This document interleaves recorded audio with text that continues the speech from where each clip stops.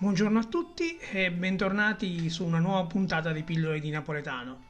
È da un po' che non ci sentiamo e complici anche periodi non proprio felici, ci abbiamo messo un po' a carburare e a ritornare alla quello che si spera un briciolo di normalità.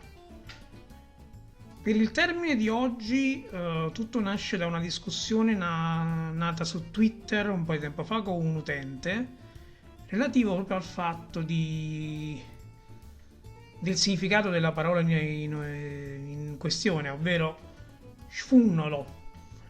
Lo sfunnolo in pratica è una fame molto eccessiva, un'ingordigia estrema.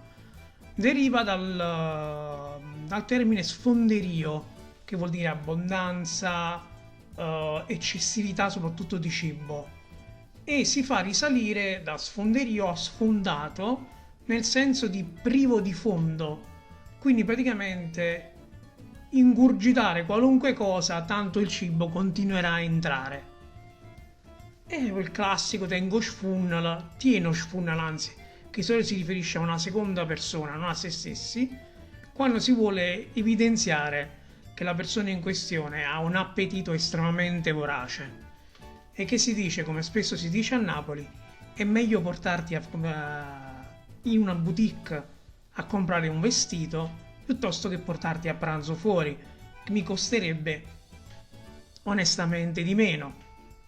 Anche detto alla napoletana maniera, è meglio t'accattare un vestito che ti a portare a cena fuori. Detto questo, io vi saluto caramente, che sono molto contento di rivedervi su questo canale, sperando di riuscire a tornare con una certa ripercussività.